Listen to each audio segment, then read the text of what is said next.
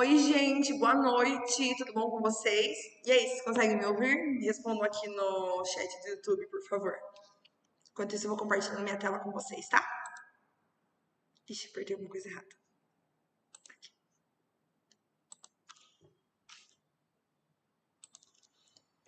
Vamos ver se vai entrar ao vivo.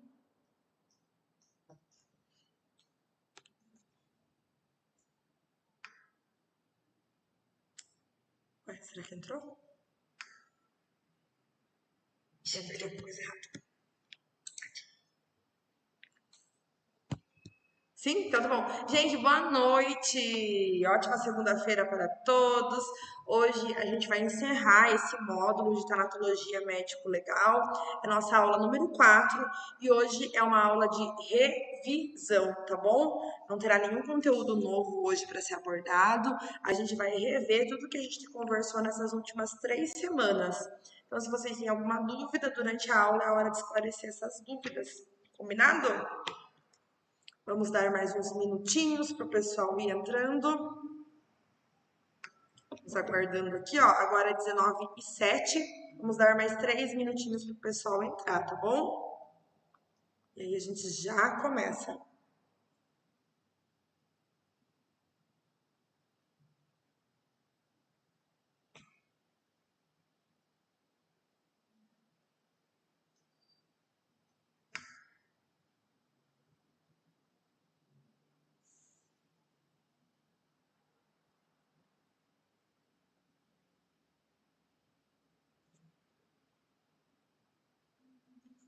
Vamos aguardar uns minutinhos.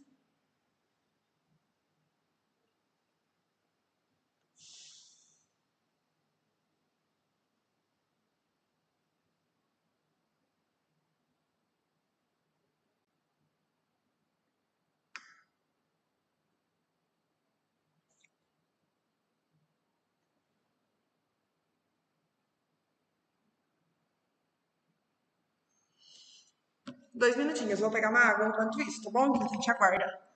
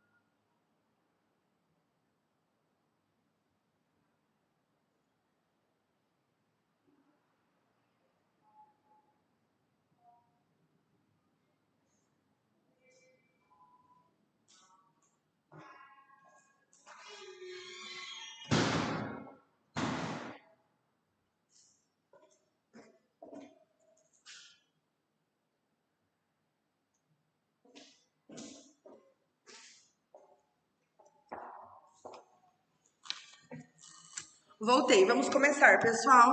Bora começar nossa aula? Então, hoje é a nossa aula de revisão.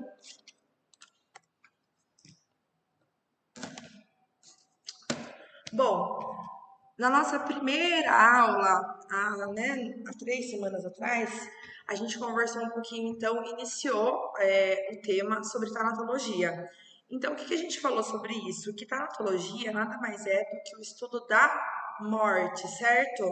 Então, tudo que estiver relacionado à morte tem esse prefixo, né, de tanato, tá bom? E aí deriva lá do grego, tá bom? Certo? Então, nada mais é do que tanatologia é o estudo da morte.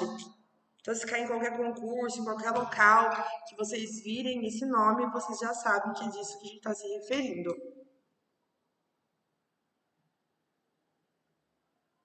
Só arrumar o YouTube aqui para eu ficar vendo.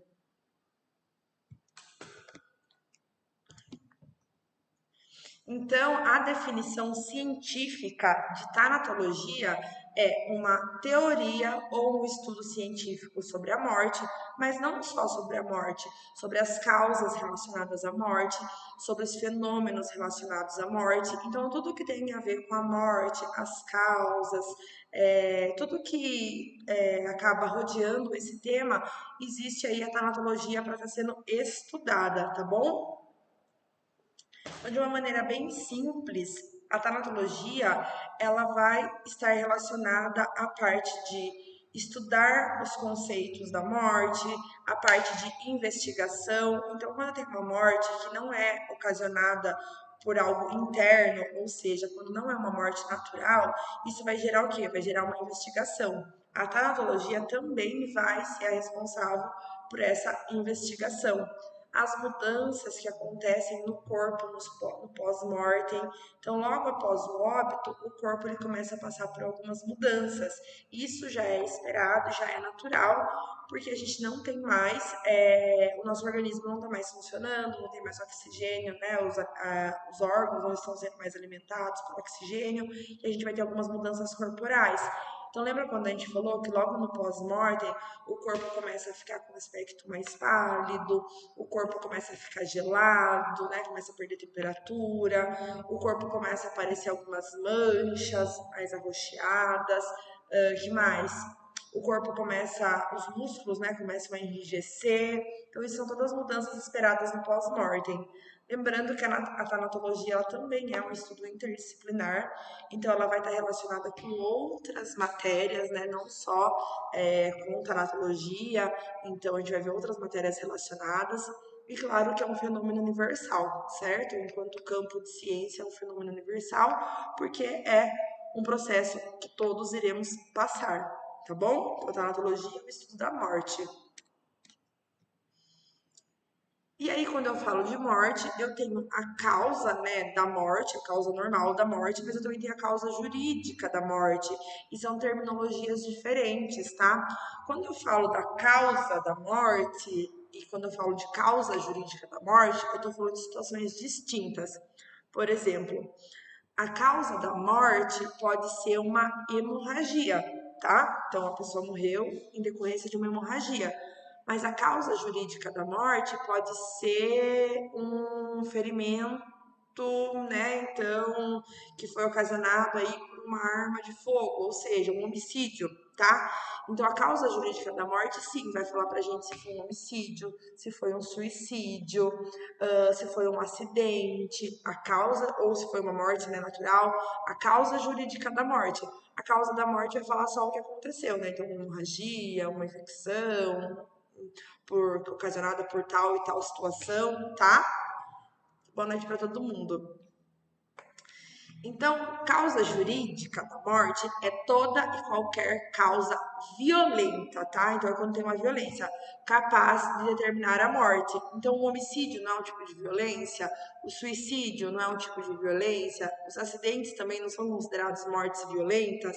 Então, toda e qualquer causa violenta capaz de determinar a morte é a causa jurídica da morte, tá? E o diagnóstico da causa jurídica da morte é o nosso principal motivo para a realização de uma necrópsia forense. Então, além de eu querer saber a causa da morte, né, foi uma hemorragia, foi tal coisa, eu quero saber a causa jurídica da morte. E isso, em termos forenses, é muito importante, porque vai gerar uma investigação em curso, tá? Então, ainda que esteja claro o motivo da morte, né, a gente consiga visualizar ali qual foi o motivo da morte, né? Tipo, sei lá, a pessoa levou um tiro, sei lá, na cabeça, gente. Você já sabe ali, né? Tudo indica ali que já foi tipo um tiro assim, sei lá, no meio da cabeça. Só não, foi um homicídio. Mas por mais que esteja claro que foi um homicídio, a gente precisa fazer a necrópsia para poder ter a causa jurídica da morte. Mas por que eu preciso ter esse trâmite, né? Qual a necessidade?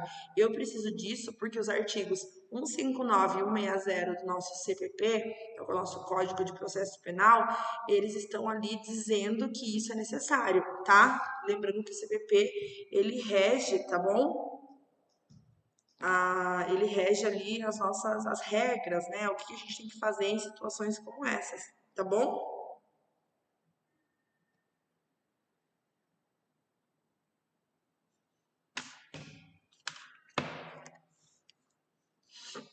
Outra coisa importante que vocês têm que ter em mente quando a gente fala da causa jurídica da morte é que laudar causa jurídica da morte não é atribuição do médico legista, tá?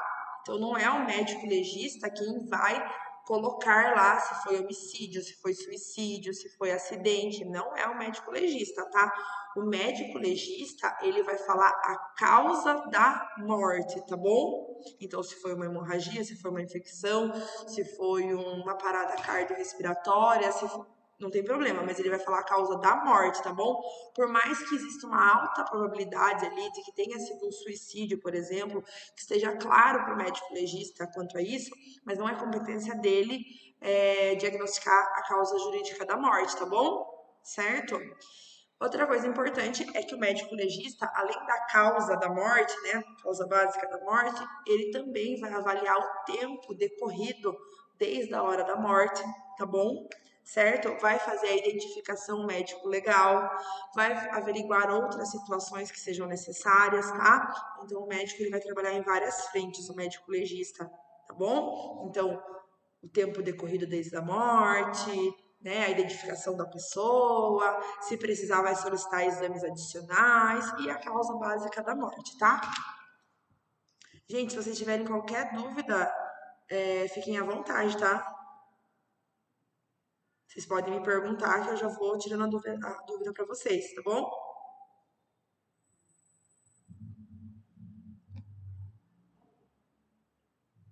Só responder um negocinho aqui.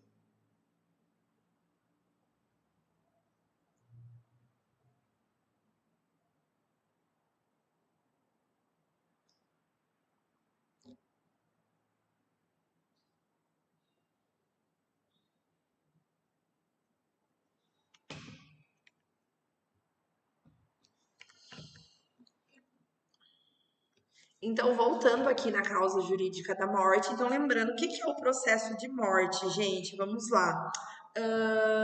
O processo de morte é um momento onde todos os nossos direitos que a gente tem em vida, eles são extintos. É um momento, a gente não tem direitos e deveres, certo? Mas vem os nossos direitos básicos, né? De viver, de respirar, de tudo, né? Enfim, nesse momento, quando esses direitos eles são extintos, é um momento assim, né? Não tem nossos direitos de personalidade mais, a gente considera a morte, tá? A morte real mesmo, né? Ela se dá com o óbito comprovado, tá? Certo? E para esse óbito comprovado que a gente fala, né? No Brasil, atualmente, o critério jurídico de morte é a morte encefálica. O que que isso significa, gente? Vamos dizer que a pessoa veio a óbito ali, só que não, a pessoa sofreu um acidente e aí de repente ela teve morte cerebral, só que assim, o coração dela continua batendo, os rins, o pâncreas, o fígado, todos os órgãos ali estão conservados. Só que o cérebro, né, o cérebro já não funciona mais. Quando acontece isso, independente de todos os outros órgãos estarem funcionando, a gente considera que a pessoa está morta, tá? Então, se você tem morte cerebral, independente de todos os outros órgãos estarem funcionando, a gente considera isso como uma morte real, como um óbito comprovado, tá bom? E o sistema nervoso, certo? Então, eu tenho o sistema nervoso, que quem compõe o sistema nervoso? O cérebro, né? O sistema nervoso ele é o sistema mais importante do nosso corpo, porque ele detém o cérebro. E o cérebro é como se ele fosse o centro de comando do nosso corpo, tá? Então, ele sendo o centro de comando do nosso corpo, quando ele deixa de funcionar, a gente não tem mais nada. Então, é como se fosse a pessoa mais importante da empresa, sabe? Você trabalha no lugar e aí tem aquela pessoa mais importante da empresa, que é quem manda em tudo. O cérebro manda em tudo. E os outros sistemas trabalham junto com o cérebro, tá? Certo? Até aqui, tudo bem?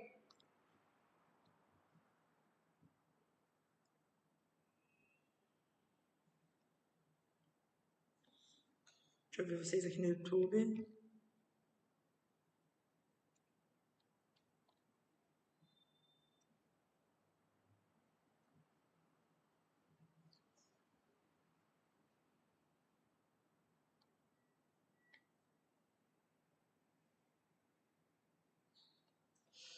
Muito bem, seguimos, tá? Então, as consequências jurídicas da morte, elas vão variar também conforme a causa em que se deu a ocorrência dessa morte, tá? Então, vamos dizer que foi um homicídio, ou foi um acidente, ou foi, não sei, whatever, né? Vamos pensar assim. As consequências dessa causa da morte vai variar dependendo da forma como ela aconteceu, tá? E para isso a gente vai falar um pouquinho sobre os tipos de morte, tá? Que a gente já conversou várias vezes.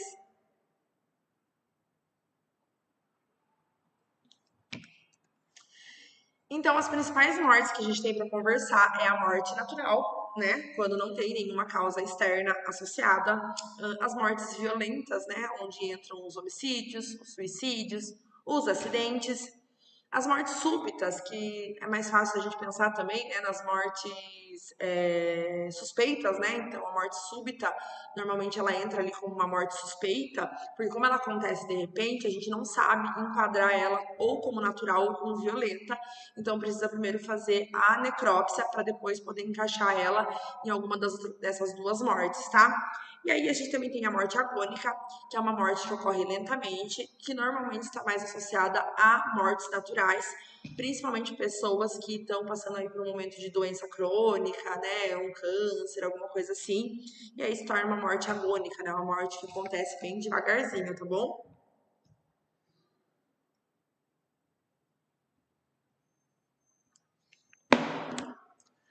Então aqui, ó, morte natural. Tomem notas aí para vocês não se confundirem, que é a forma que sempre cai nos concursos perguntando, tá bom? Morte natural é aquele tipo de morte que acontece devido a causas patológicas. O que são causas patológicas, gente? É devido a alguma doença ou devido ao processo natural do envelhecimento, tá? Então, morte natural ou acontece por conta de alguma doença ou pelo fator natural de envelhecimento mesmo, tá? Claro que existem situações também, né? A gente tem a morte teratológica, que é quando nasce uma criança com uma condição que é incompatível com a vida, né? Tem algum defeito congênito, a gente chama de morte teratológica também, tá? Então essas são as formas aí de morte natural. E a morte natural, ela é ocasionada aí por fatores internos, tá? Então, a pessoa tá doente, né? A pessoa aconteceu, né? Alguma coisa assim, né? Interna mesmo, não tem nenhum fator externo associado. Já a morte violenta está totalmente associado com fatores externos, tá? Então, a morte violenta sempre tem uma agressão envolvida, né? Ou um trauma, uma lesão, um machucado, ou casos onde a gente tem o suicídio, ou acidentes, tá? Então, a gente tem três tipos de morte violenta. Ou a morte violenta é por conta de um homicídio, ou é por conta de um suicídio, ou é por conta de um acidente, tá bom? Os três tipos são mortes violentas. E também temos a morte súbita, que se encaixa aí como um tipo de morte suspeita. Então, a morte súbita é aquela morte que ocorre de forma inesperada, de uma maneira imprevista, né? É quando as pessoas não estão esperando, teoricamente, num indivíduo que apresentava ser saudável, então a pessoa parecia ser saudável, e de repente ela veio a óbito, tá? Esse tipo de morte é necessário fazer necrópsia para a gente descobrir, né, se tem algum fator pré-existente envolvido ou se foi algum fator ocasional. E aí, depois que é feita a necrópsia, a gente encaixa essa morte súbita, né, suspeita ou suspeita, tanto faz, mesma nomenclatura, em uma morte ou natural ou uma morte violenta, tá bom? Certo? E aí temos acidentes, então, né? Acidentes também são mortes violentas. Que é um acidente, gente, o próprio nome já diz, um acidente, algo que você não estava esperando, algo indesejável que vai causar um dano, né? Esse dano pode ser material, esse dano pode ser financeiro, esse dano pode ser pessoal, mas que ocorre de modo não intencional. Então não existe intenção aqui, né? Aconteceu de forma inesperada, de forma indesejável, causou um dano, mas ninguém fez isso de forma intencional. Isso é um acidente. Tipos de acidentes, né? Então, por exemplo, casos físicos, né? Então, a pessoa teve uma colisão, ou a pessoa teve uma queda, ou a pessoa encostou em algo afiado, uma coisa quente, ou uma descarga elétrica, ou ingeriu um veneno, situações assim. Tudo isso aqui é acidente. Que no exemplo, ó, temos aqui, né, um acidente de carro, o moço estava andando de bicicleta, né? Isso aqui é um acidente, certo? Porém, gente, não é porque é acidente que não tem consequência, né? Independente de não ter sido intencional, a gente tem que avaliar a situação. Então, vamos pensar assim, ó. A pessoa sofreu um acidente, só que todo acidente ele aconteceu devido a algum tipo de negligência, tá? Essa negligência, vamos dizer que elas eram previsíveis, né? Era possível de você imaginar que se você não fizesse tal coisa podia gerar um acidente. Então era uma negligência, né? Algo previsível. E não foi tomada nenhuma precaução, né, necessária para poder evitar essa situação. Nesse caso, gente, a pessoa pode ser responsabilizada por conta de ter realmente não tomado nenhuma atitude frente a algo que poderia acontecer, tá? Negligenciou a situação. Eu acho que eu dei exemplo do elevador aqui para vocês, acho que na aula. Vamos dizer que lá no prédio onde você mora tem elevador e o elevador tá dando sinais aí de que tá fazendo um barulho esquisito, outro dia parou no meio dos andares, tá lá esquisito o elevador. E aí o síndico do seu prédio, tendo conhecimento sobre isso, resolveu não fazer a manutenção, porque achou que naquele momento não era viável fazer a manutenção. E vamos dizer que ocorre um acidente nesse elevador e alguém se machuca. Gente, o síndico pode ser responsabilizado, porque ele negligenciou uma situação, certo? Ele sabia que o elevador estava com problema e devia ter sido feita uma manutenção, tá bom? Porque quando a gente pensa em acidente, a gente pensa assim, nossa, é um acidente, então ninguém realmente deve ser responsabilizado, né? Porque foi algo imprevisível, algo muito pouco provável. Pensando em acidente mesmo, né? Vamos esquecer o fato da negligência. Então, algo que, assim, ninguém previu, né? Tava tudo normal, né? Ninguém imaginou que algo fosse acontecer. Porém, gente, apesar disso tudo, ainda assim, mesmo que não tenha sido a intenção, mesmo que não tenha tido nenhuma negligência, mesmo que tenha sido um fato isolado, o que causou o acidente, né? Porque sempre tem um responsável, né, gente? A pessoa ainda pode, ainda assim, ter que ressarcir o bem que foi danificado, tá? Tirando o fato da negligência aqui, dizemos um acidente que ninguém realmente imaginava que podia acontecer, tá? Então, a gente tem que pensar sobre isso quando a gente fala de acidente. Boa noite, boa noite. Não, não tem como reverter, Cris, morte encefálica. Não tem reversão de morte encefálica, gente. O nosso cérebro, a partir de alguns minutinhos que ele fica sem oxigenação, né? A partir de 2, 3, 4 minutos, vamos dizer assim, vai tipo 3, 4 minutos em diante, sem oxigenação, a gente já pode ter uma lesão bem grave, tá? E aí, depois disso, né, o cérebro, quando ele realmente. Porque a morte encefálica, para ela ser detectada, gente, são feitos vários exames, né, para poder dizer que a pessoa teve morte encefálica. Uma vez constatada, não tem reversão, tá bom? Infelizmente.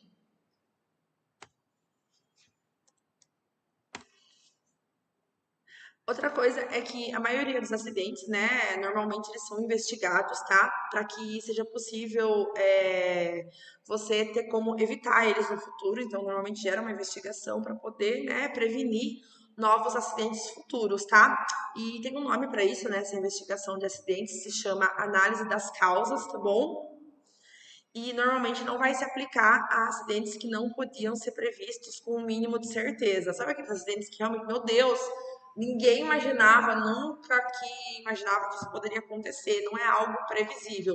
Esse tipo de acidente não é investigado, né, gente? Não vai fazer análise de causas porque é algo atípico. Mas todos os outros acidentes que poderiam ser previstos, eles são investigados pensando em, então, né, em evitar que aconteça novamente. Muito bem. Seguimos.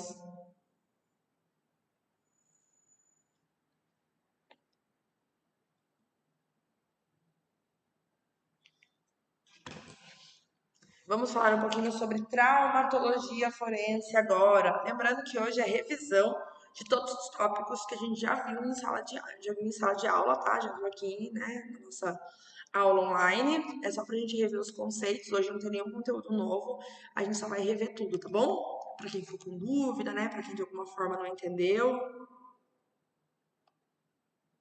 certo?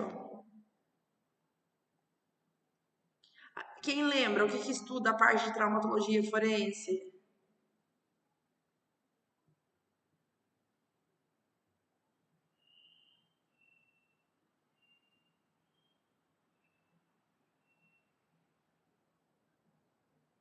Hein?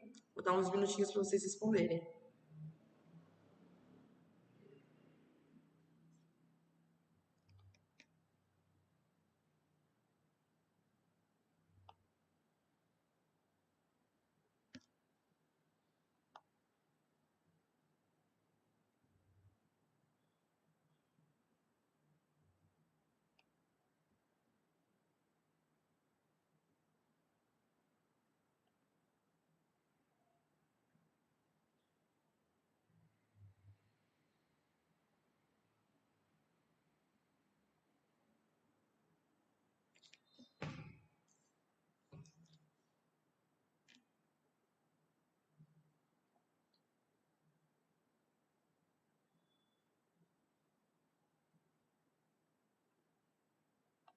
E aí, vamos ver o que vocês responderam? O que a traumatologia forense estuda, gente? Vou esperar vocês aqui.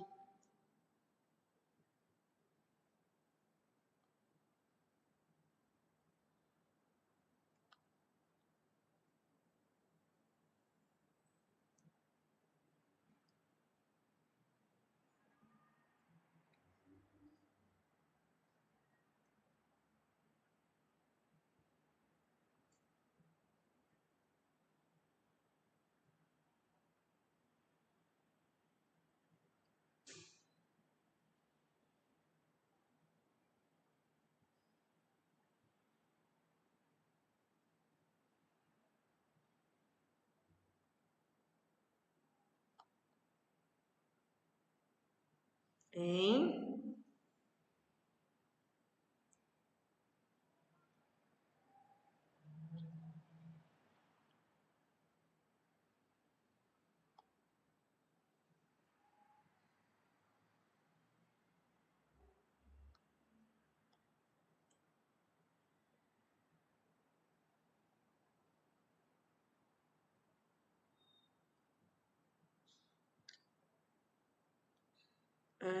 Aqui. Agressões físicas, psicológicas. Vamos lá? Vamos ver?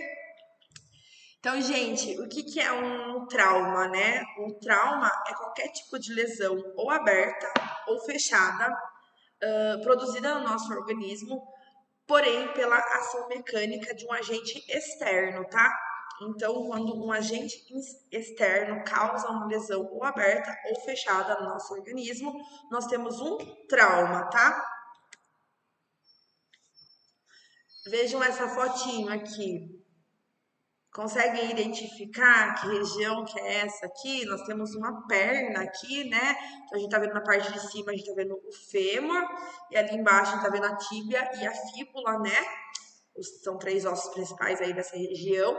A gente vê que tá um pouquinho avermelhado, mostrando que tem uma lesão, tá? Ou seja, uma lesão tanto aberta quanto fechada.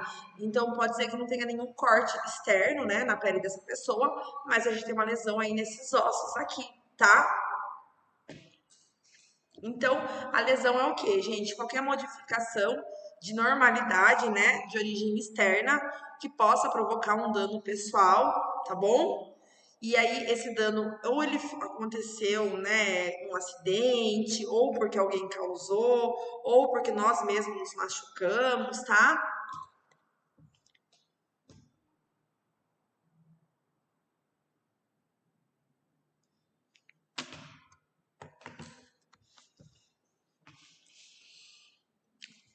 Aí alguns conceitos aqui de lesão corporal também, tá? E lesão pessoal. Então, gente, o que é uma lesão corporal? Gente, lesão corporal é qualquer tipo de lesão que atinja a integridade física e psíquica de uma pessoa, tá?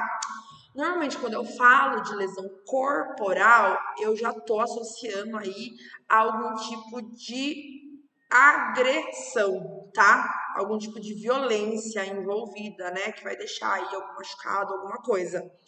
E quando eu falo de lesão pessoal, é o tipo de lesão que atinge o corpo, a saúde e a mente, tá? E normalmente não está tão associada a uma agressão, tá? Agressão que eu digo dessas que geram uma violência, que deixa um machucado, um corte, essas coisas, tá?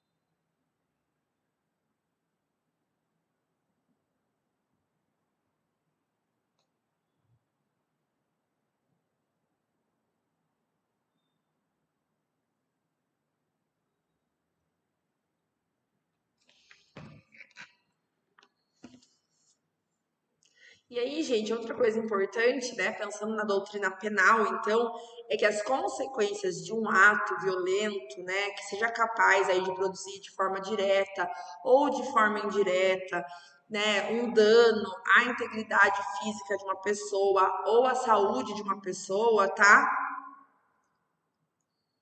Ou até mesmo agravamento ou continuidade de uma perturbação já existente, isso vai gerar o quê, gente? Vai gerar uma consequência, tá? Então, temos consequências desses atos violentos, seja ela de uma lesão corporal, seja de uma lesão pessoal, tá? E o que é uma violência, então, gente? Violência é toda a ação material ou toda a pressão moral que a gente exerce contra uma pessoa, visando o quê? Visando submetê-la à nossa vontade. Então, quando eu falo de violência, não necessariamente a violência tem que ser física, né? A violência pode ser moral, a violência pode ser aquela violência presumida, quando a pessoa fica só te ameaçando que algo vai acontecer, tá?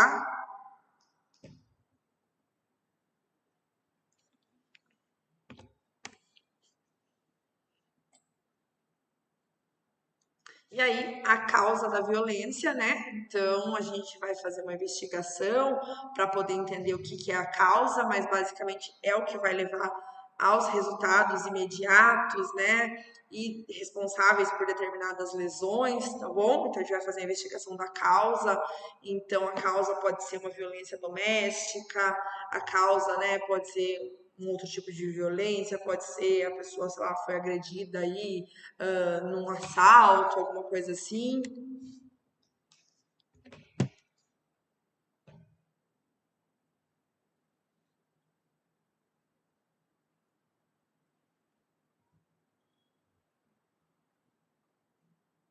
Até aqui tudo bem?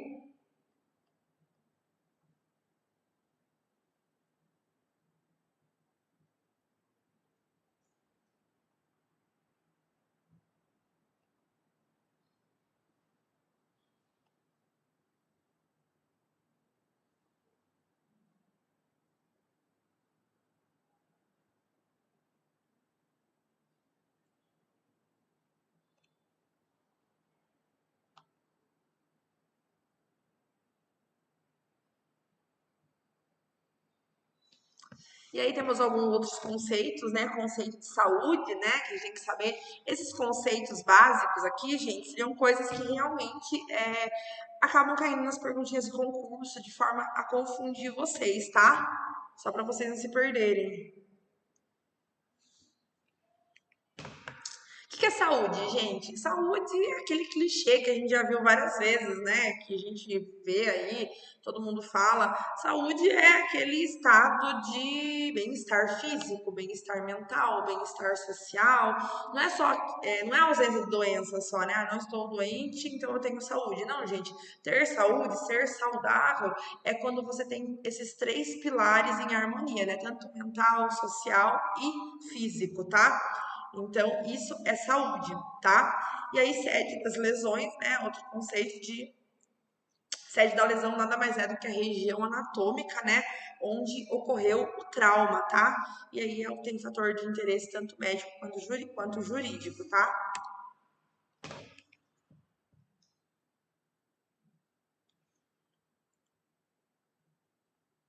Até aqui tudo bem?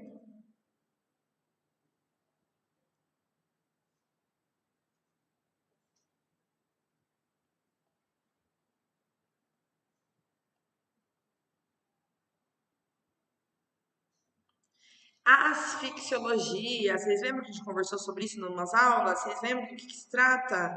Quais os tipos de asfixiologia que a gente tratou?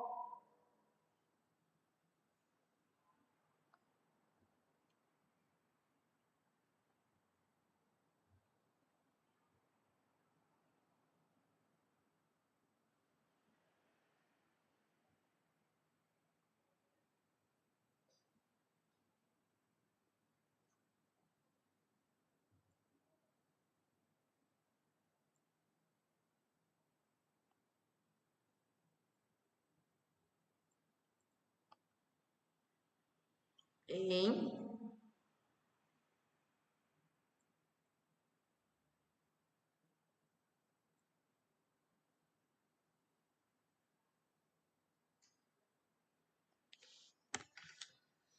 Deixa eu ver o que vocês falaram aqui. Então, a asfixiologia, gente, é o estudo das causas, né? Das causas tanto físicas, químicas, qualquer situação aí que interrompa a passagem de ar pelas vias respiratórias, né? Então, asfixiologia vem de asfixia, né? Então, é o estudo de por qual motivo a pessoa deixou de receber o ar pelas vias respiratórias, tá bom?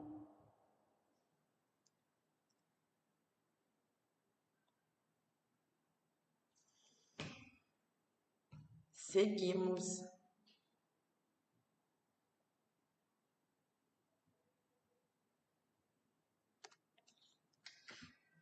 E aí a gente entra na asfixiologia forense, né? A asfixiologia forense é um ramo da medicina legal que vai estudar asfixias.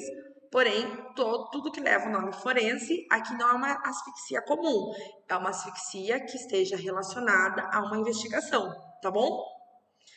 E aí, a asfixia, ela pode ser resultante do quê, gente? Ou de uma hipoxemia. O que é uma hipoxemia? A diminuição do nível de oxigênio. Ou resultante de uma anoxemia, que é o quê? Interrupção da passagem, né, de ar, da passagem de oxigênio, tá bom? Pode ser consecutiva aí a uma ação externa, né? Então, uma ação violenta que impeça aí a ventilação pulmonar, né? Que impeça a gente de receber o oxigênio, tá? Outra coisa importante que a nossa legislação prevê que a asfixia não é só um agravante da penalidade, né? Antigamente, a asfixia, ela era um agravante, né? Então, a pessoa que, né, matava a outra aí, né, asfixiada, tinha um agravante na pena. Hoje em dia, não. Hoje em dia, a legislação ficou mais rígida e a asfixia é considerada um meio cruel, ou seja, a penalidade é muito maior, tá bom?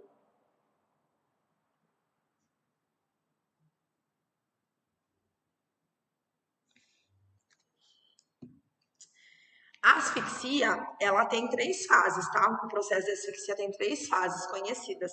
A primeira fase se chama dispneia inspiratória, pense no ato de inspirar. A segunda fase se chama dispneia expiratória, né? Então, o ato de expirar. E a última fase aqui da asfixia é o esgotamento, tá bom? Então, temos três fases importantes da asfixia. Então, vamos começar com a primeira, a dispneia inspiratória. Essa primeira fase, gente, ela vai ter uma duração aí de mais ou menos 1 minuto. E durante esse primeiro minuto, a pessoa ainda está consciente, tá?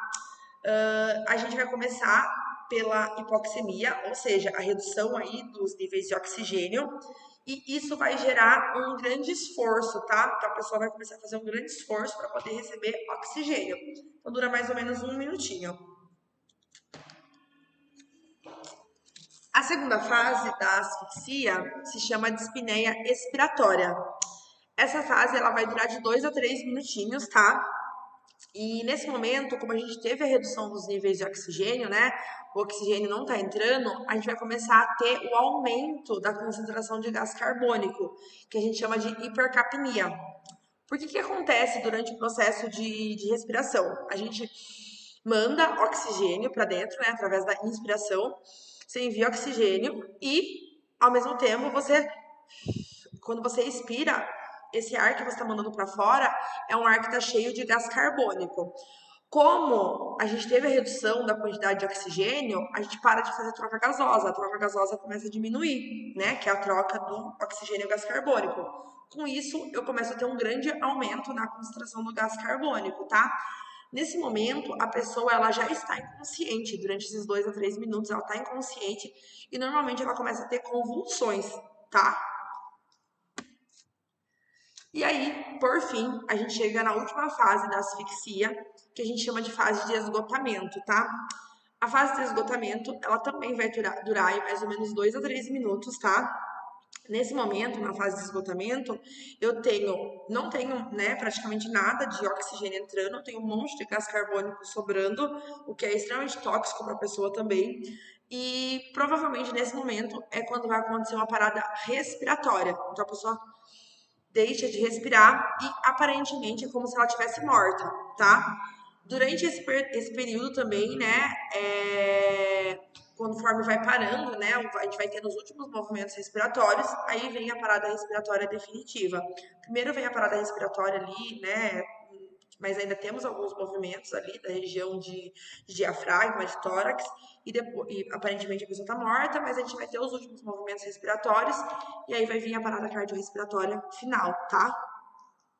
E aí nesse momento a gente tem o óbito comprovado. O importante vocês saberem é que a partir da fase de dispneia expiratória, a gente já tem lesões graves, tá? Lesões graves no cérebro, tá bom? Aqui no primeiro minuto, a gente consegue reverter praticamente sem nenhum dano importante. Aqui nessa fase, já quando começa o segundo, terceiro, até o quarto minuto, aqui, se a gente não tiver uma intervenção, a gente realmente já tem problemas graves, tá? Lesões cerebrais graves aqui, tá? E até que chega na fase de esgotamento, que é a fase mais crítica, que é quando a gente já tem uma lesão cerebral grave. Aqui a gente já tem uma lesão, tá? Instalada nesse momento. E aí, se não for feito nenhuma intervenção, provavelmente a pessoa vai a óbito. E mesmo que a pessoa não vá a óbito, aqui existe possibilidade da pessoa ter morte cerebral. Ou então ter uma lesão grave aí, né? Mesmo que não morte cerebral, tá? Então temos 3 fases da asfixia.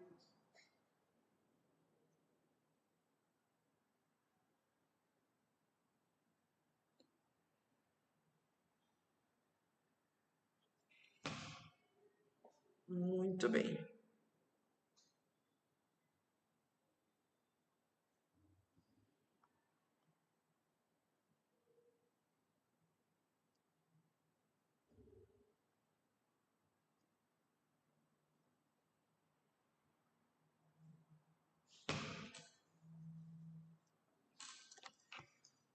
E aí, durante as aulas, a gente falou de alguns tipos de asfixia, né? Então, a gente tem asfixia por enforcamento, do nosso interesse da área forense, tá, gente? Lembrando, área forense e investigação em curso, tá? Só para vocês não se perderem. Então, a gente falou de enforcamento, falou de estrangulamento e falou de esganadura, tá? Então, vamos voltar um pouquinho nesses 3 conceitos. Enforcamento, então, é uma modalidade de asfixia mecânica, tá? Causada aí, né, normalmente pelo quê? Pelas nossas mãos, tá? Então, né, a pessoa vai lá enforcar, a pessoa pode ser pelas nossas mãos, pode ser por uma corda, pode ser por um lenço, qualquer coisa aí que faça uma força mecânica, né? E a pessoa ela pode se enforcar, mas ela pode ser enforcada, certo? Aqui a gente pode ter homicídio, mas a gente pode ter também o quê? Um acidente e como pode ter também um suicídio. A gente pode ter os 3 tipos de situação, tá? No enforcamento. Suicídio é o mais comum, né? mas pode ter acidente ou homicídio, tá? Então, é uma modalidade de asfixia mecânica, caracterizada aí, né, pela interrupção da entrada de ar, né? Então, a gente para de mandar oxigênio para dentro. Em decorrência do quê? De uma constrição na região do pescoço, por um laço, por uma corda, né? Pode começar com enforcamento com as mãos e daí já seguir para a corda ou para um laço, né? Normalmente.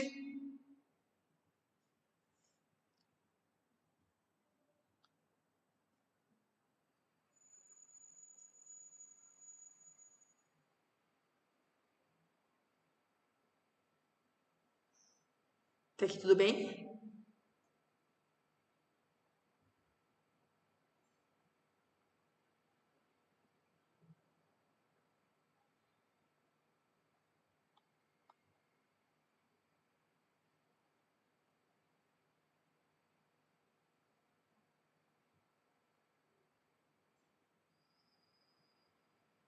Tô respondendo uma coisinha, só um minutinho.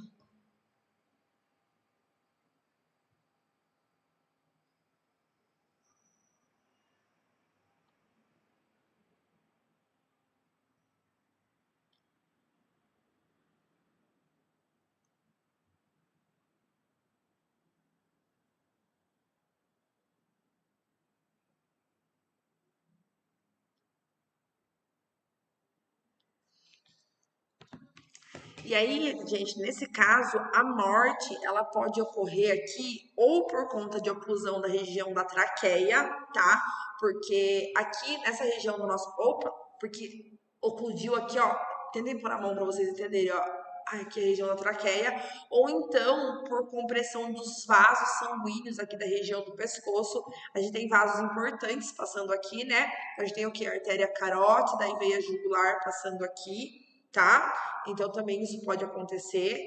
E o enforcamento, então, é mais comum no suicídio, mas não impede de ser ou homicídio ou acidente.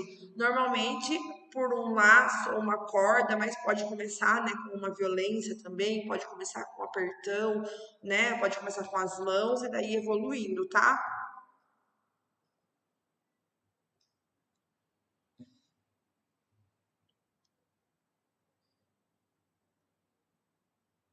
E se nessa última fase, se a pessoa falecer, para todos os órgãos ou só o cérebro?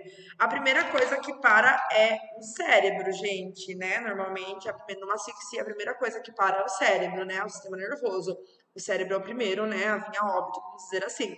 Mas a pessoa também pode ter uma parada cardiorrespiratória. Então, pode parar o coração também, tá?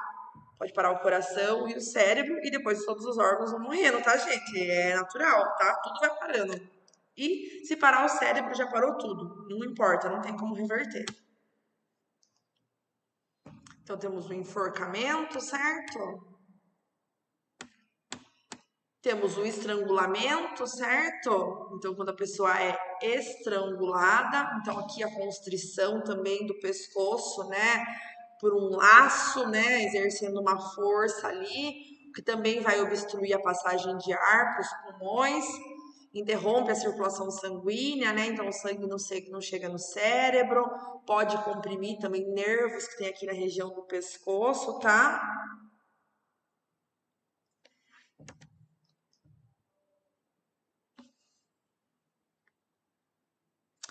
Diferente do enforcamento, tá? Aqui, normalmente, a gente tem aqui um homicídio, tá bom?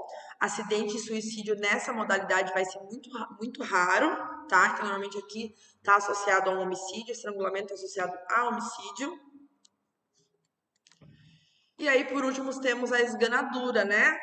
Que é principalmente pelas mãos. Aqui é as mãos 100%, né? Então, quando você pega ali o pescoço, esganando mesmo a pessoa, né? Impedindo que o ar, né, chegue até os pulmões. Então, a pessoa fica ali sem respirar. E aqui a gente já tem como ser homicídio, né? Impossível ser suicídio, impossível ser acidente, tá? Esganadura. Então, vamos lá. Esganadura sempre homicídio.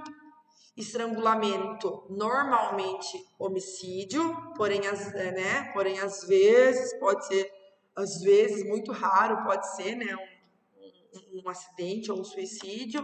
o enforcamento, principalmente suicídio, às vezes, né, acidente ou homicídio, tá bom?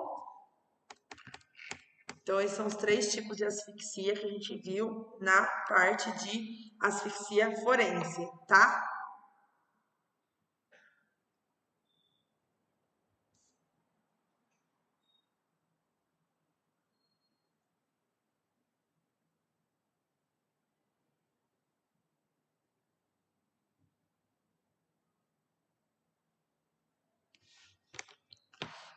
Nessa mesma aula, a gente falou um pouquinho sobre necropapiloscopia, né? Análise das impressões digitais no pós-mortem. Vocês lembram um pouquinho disso?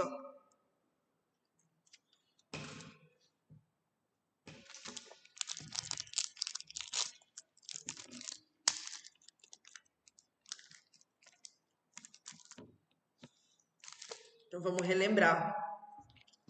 Então, só para começar, vamos pegar alguns conceitos aqui. O que é uma identidade, gente? Para a gente poder entender e chegar lá nas impressões digitais. Identidade é o que nos torna únicos, né? Seja nós ou um objeto, é o que torna essas coisas únicas, pessoas ou coisas, tá? Que torna a gente diferente de todos os outros, tá? Identidade é um conjunto de caracteres próprios, o que vai nos tornar pessoas distintas ou, sei lá, objetos distintos, digamos assim. O que é identificação? O próprio nome já diz, gente. Identificação é o processo, né, que a gente utiliza para poder estabelecer a identidade de uma pessoa. Então, eu tenho um processo de identificação para poder identificar quem é aquela pessoa, identificar qual é aquele objeto, tá? Independente do que for. Então, identificação. Outro conceito que a gente tem é de reconhecimento. Reconhecimento é aquele processo que é realizado, né, pela polícia durante uma investigação, onde a gente pega testemunhas, né, e ou mostra uma foto, ou então leva um necrotério para poder fazer o reconhecimento de determinada pessoa. Então, reconhecimento é isso. Identificação, processo para identificar algo. Identidade é o que torna nós únicos, tá? E o que é a necropapiloscopia, gente? A necropapiloscopia é a ciência que trata da identificação humana por meio da análise das impressões digitais no pós-mortem.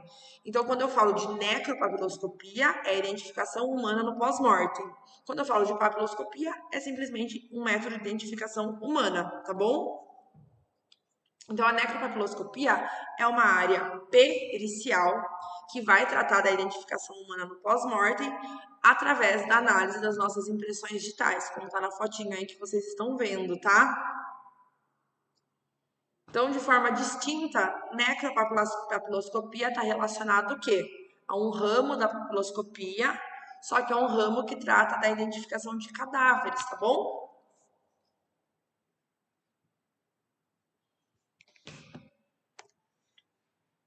Olha que bonitinho que nossas impressões digitais, nesse dedinho aí mostrando, tá? Por que a necropapiloscopia ou a própria papiloscopia ela é tão importante? Gente, nós temos 3 técnicas de identificação humana que são aceitas a nível mundial, que é a papiloscopia, análise das impressões digitais, a odontologia forense, que é a parte de análise de arcada dentária e de dentes, e a biologia ou genética forense, que é a parte de análise de DNA, tá? A gente tem 3 técnicas que são aceitas a nível mundial. Porém, de todas essas técnicas, a técnica mais prática, mais rápida e que tem o menor custo envolvido é a necropapiloscopia, a papiloscopia forense, tá bom? A técnica mais utilizada, vamos dizer assim. Se você tiver a opção de fazer os 3, a gente sempre vai optar por fazer a papiloscopia primeiro. Por quê? Porque ela é barata, porque ela é rápida, porque ela é prática e porque ela é confiável, tá bom? Porém, gente, claro que não são todos os casos que a gente consegue utilizar a papiloscopia forense. Vão ter situações que o corpo já está mais decomposto e que vai ficar mais difícil. Mas normalmente a gente tem um bom resultado aí com papiloscopia, mesmo nos casos mais especiais, tá bom? Temos limitações? Sim. né? Assim como todas as outras técnicas, existem limitações. Às vezes você não consegue uma impressão digital boa para poder fazer a comparação. Lembra que todo método de identificação ele é comparativo, né? Você comparar ele com alguma coisa. Então tem vezes que a gente não consegue fazer uma boa comparação, tá bom? Então, ausência de dados também, né, para poder comparar, pode ser uma forma, pode ser uma limitação, tá bom? Dificuldade de coletar uma boa impressão digital.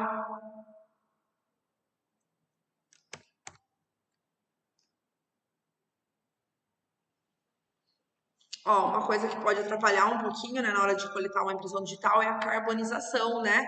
Então, se de repente as mãos forem carbonizadas, né, isso aí pode dificultar o processo de coletar uma boa impressão digital, tá?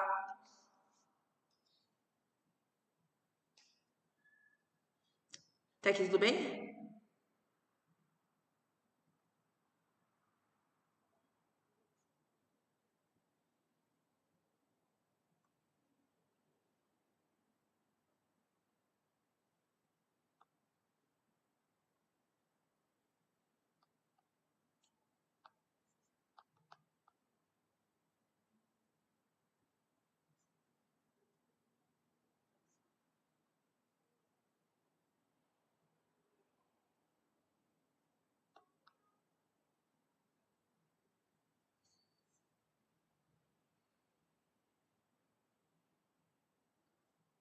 Deixa eu responder um negocinho aqui.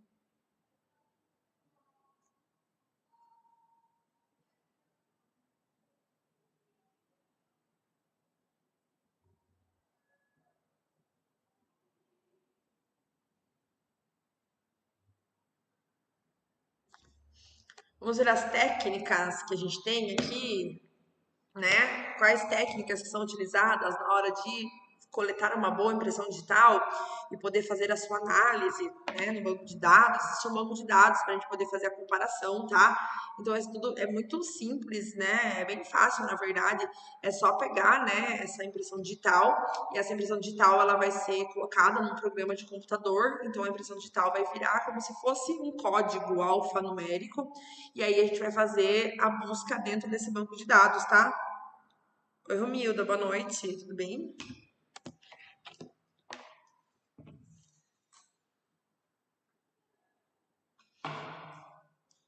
Certo?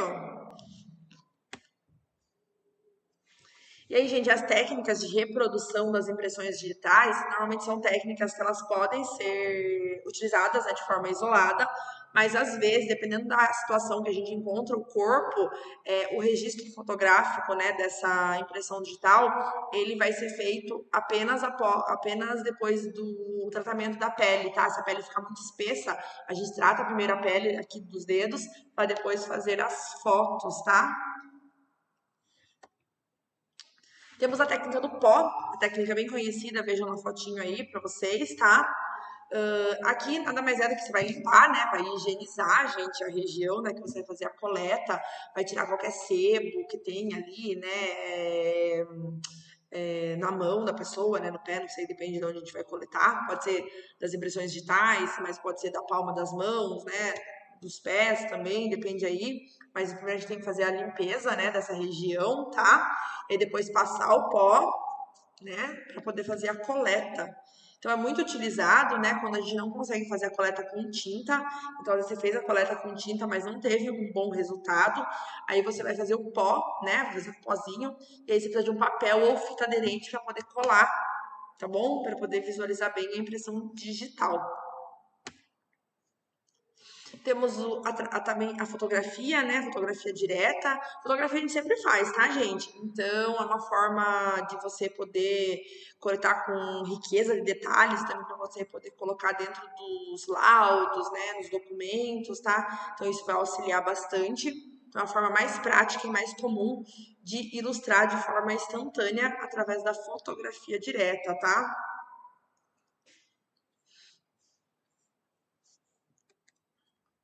Temos uma outra técnica que se chama transiluminação, né?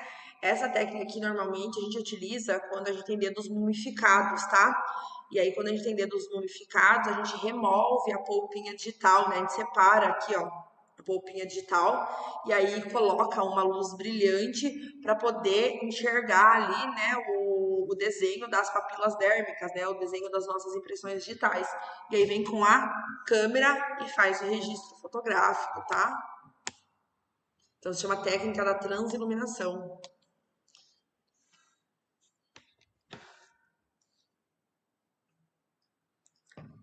Nessa aula, lembra que a gente conversou um pouquinho sobre biologia forense também, né? Aí eu falei para vocês, então, que tudo que tem a palavra forense é relacionado aos tribunais, relacionados ao sistema de justiça, relacionado a uma investigação em curso, tá? Certo? Aí aqui apresentei algumas das ciências forenses para vocês, né? Então, vocês podem olhar aqui criminologia, uma ciência forense, balística, odontologia, medicina legal, biologia e genética, psicologia e psiquiatria, toxicologia, antropologia, entomologia. Então, existem várias ciências forenses e por isso que a gente falou que é uma matéria interdisciplinar, porque uma acaba ajudando a outra, tá? Na biologia forense, a gente comentou, né, que normalmente as cenas de crime, de crimes, né, elas deixam o quê, gente? Vestígios. Que tipo de vestígio, né? No caso da biologia forense, os vestígios biológicos. O que é um vestígio biológico, gente? Você vai encontrar sangue, saliva, fio de cabelo, tecido, pele, espermatozoide. Tudo isso é vestígio biológico, tá? E aí, esse vestígio biológico encontrado na cena do crime, ele pode nos ajudar a desvendar o que aconteceu. E aí que entra a nossa querida biologia forense, tá? Então, a biologia forense nada mais é do que uma área da biologia tradicional, só que ela é utilizada para resolver crimes, tá? E aí a gente falou que no ramo da biologia forense, a gente tem algumas áreas aqui, né, para dividir. Então, a antropologia forense é um ramo da biologia forense, a botânica, a entomologia, a toxicologia, a patologia, a odonto e a genética também, tá? Tudo isso aqui junto faz parte da biologia forense. É como se eu tivesse a biologia forense, eu tivesse várias subdivisões, tá? Que fazem parte. Aí uma delas é a antropologia forense. Antropologia forense, gente, é aquela matéria que estuda os ossos, tá? Certo? Estuda a nossa ossada, tá? É isso que a antropologia forense estuda. E qual que é o intuito da antropologia forense?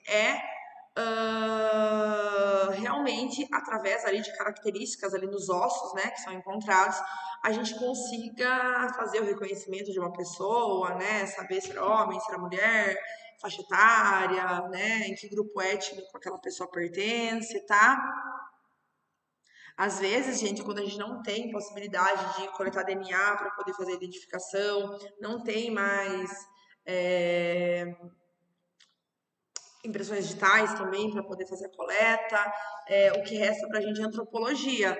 Às vezes, se a gente der sorte, tiver arcada dentária e dente, já é um ramo da odontologia forense, mas se não tiver outros ossos só, a gente consegue usar a antropologia para ajudar a reconhecer essa pessoa, né? Tentar dar uma identidade para essa pessoa, tá bom?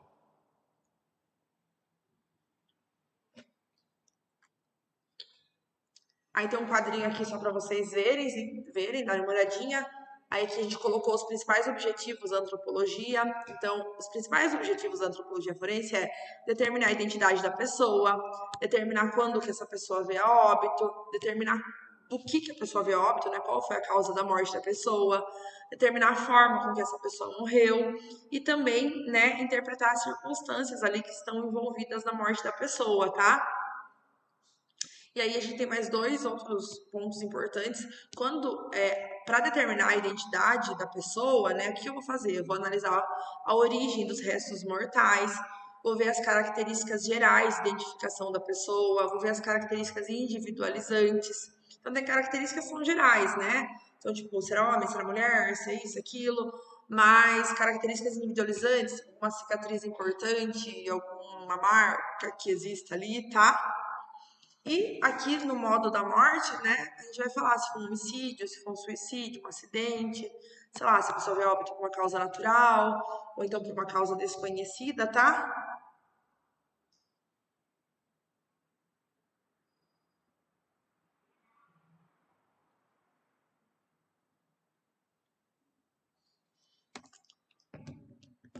E aí deixei os slidezinhos para vocês falando sobre a pele humana. Esses slides são mais para complementar a parte da papiloscopia forense, tá? Mas a gente também já viu em anatomia, mas depois, quem quiser dar uma olhadinha, tá bom? Lembrando que a pele, então, aí, só voltando na anatomia, né? A gente não vai falar disso de novo, mas aqui tem as funções da pele, tá? A gente falou, né, que tem variações de pele, tanto de textura, de cor, tá bom? Então, esse aqui a gente vai passar. E aí foi baseando um pouquinho na papiloscopia forense, né? Então, a epiderme, que é essa camada externa de pele que a gente tem, é na epiderme que a gente tem os desenhinhos das nossas impressões digitais, que a gente chama de saliências papilares, tá? Essas saliências que vão dar o desenhinho pra gente. E aí na derme, que é aquela camada intermediária, né? Então, entrando um pouquinho aqui, a gente vai ter a camada intermediária. A derme, ela é responsável pelo desenho, né? Então, quem é responsável pelo desenho das nossas impressões digitais é a derme. E aí na epiderme ficam as saliências desse desenho, tá bom? Que é o que a gente vai ver certinho, tá? E a gente falou, né, que nos nossos dedinhos aqui, então, a gente tem o quê? A gente tem poros também, né? Então, a gente tem canais aqui, né, sudoríparos, né, que vão liberar aguinha, certo?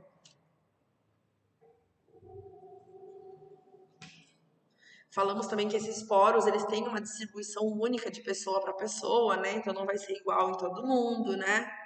Falamos aqui que nas nossas mãos a gente vai ter os produtos tanto das nossas glândulas sebáceas quanto das nossas glândulas sudoríparas, então suor e substância gordurosa, tem que limpar isso na hora de coletar a impressão digital, tá bom? Então você tem que remover o sebo e o suor para que você tenha uma boa impressão digital, tá?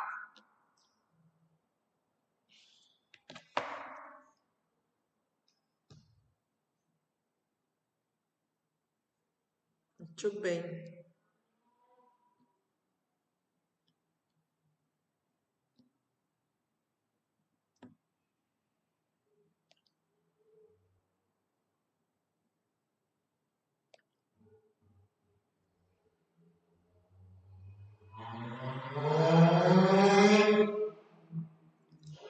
E aí deixamos aqui falando um pouquinho, né, sobre a papiloscopia forense, só complementando o que a gente tinha conversado.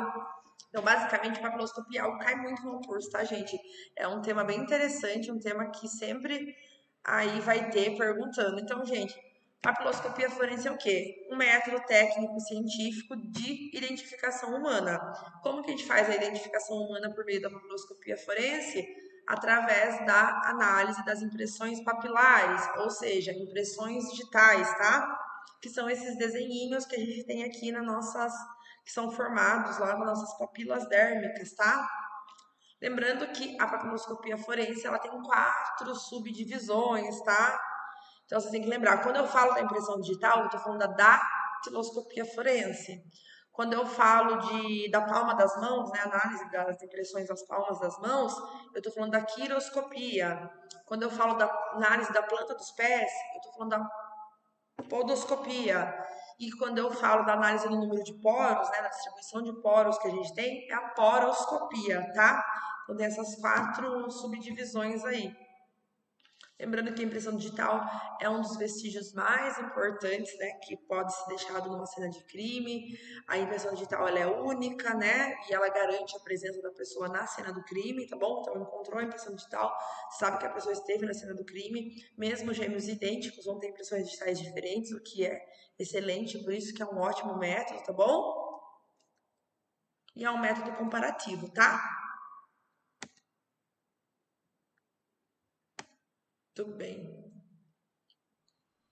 Lembrando que as impressões digitais elas vão se formar entre o terceiro e o quarto mês de vida intrauterina, né? Então, quando a sua mãe está gerando você, né, durante a gestação da nossa mãe, né, no terceiro e quarto mês de vida, tá bom? Certo? E só vai desaparecer aí depois da putrefação do cadáver, tá? Lembrando que a digital de cada dedo é exclusiva também, tá bom? A impressão digital ela não se modifica ao longo dos anos por nenhum tipo de influência, tá? A não ser que você tenha um corte muito profundo ou uma queimadura, né? Alguma coisa assim. Aí realmente a gente vai ter uma alteração na impressão digital. Fora isso, não. As impressões digitais, elas também não vão se repetir nem mesmo de um dedo, né? De um dedo para outro da mesma pessoa, tá? Isso também vai ocorrer com o desenho da palma da mão e da planta dos pés, então a digital é única. A única coisa que a gente pode ter são casos de simetria bilateral. Simetria bilateral é quando você tem, né, em um dos dedos, essa aqui é minha mão esquerda, né? Vamos dizer que em um dos dedos da mão esquerda eu tenho, né, na outra mão também, no dedo da mão esquerda, a impressão digital espelhada, tá? Então a mesma impressão digital, só que virada ao contrário. Isso se chama simetria bilateral, mas também não é tão comum, tá? Então, sempre no dedo correspondente, tá? Então, tipo, o dedinho, o dedo anelar, o dedo médio, né, indicador, tá bom?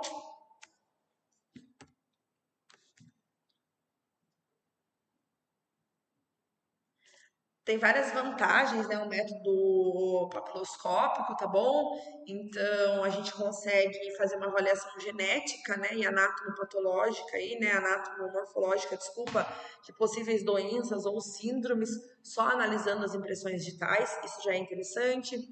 Para a criminalística, não preciso nem dizer, né, é utilizado aí como elemento de prova no caso de crimes, tá?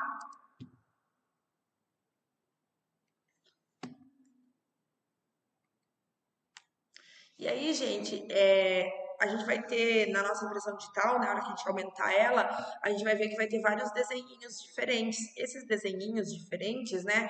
Cada um tem um nome. Então, tipo, pode ser que forme uma ilhazinha, pode ser que faça uma bifurcação, pode ser que a linha se fique cortada, depende, tá? Isso a gente chama de pontos característicos.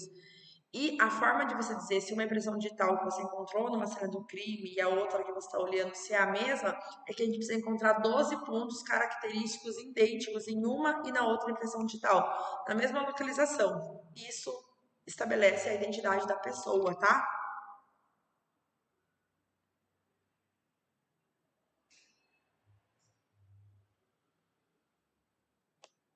Tudo bem. E aí a gente entra na odontologia forense, tá? Eu vou pegar mais uma aguinha e já volto pra gente continuar.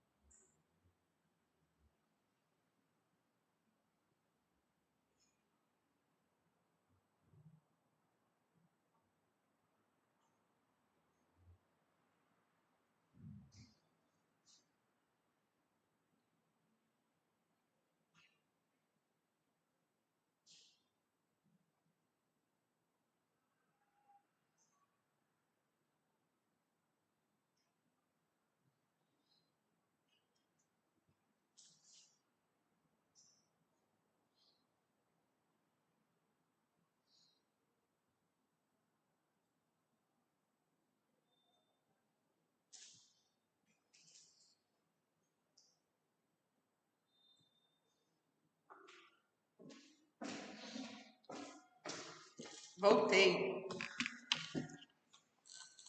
Vamos lá, vamos falar de odontologia forense rapidinho, só relembrando o conceito. Então, odontologia forense também é uma subdivisão, na verdade, da odontologia tradicional, né? Só que está relacionada a uma investigação, certo? A odontologia forense ela é importante porque ela é uma das técnicas de identificação humana que é mundialmente reconhecida, tá? Isso que a gente vai utilizar aqui para poder estabelecer a identidade de uma pessoa. Analisar a arcada dentária e analisar os dentes, tá bom? Através disso a gente vai ter várias informações. Então, qual é o grupo racial que essa pessoa pertence, vai fazer análise da anatomia do crânio, podendo dizer se é homem, se é mulher, vai conseguir definir mais ou menos a idade da pessoa através dos dentes e do ângulo da mandíbula, tá bom?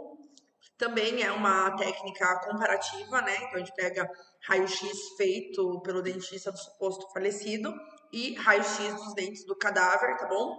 Tirado no mesmo ângulo para poder, né, estabelecer a identidade.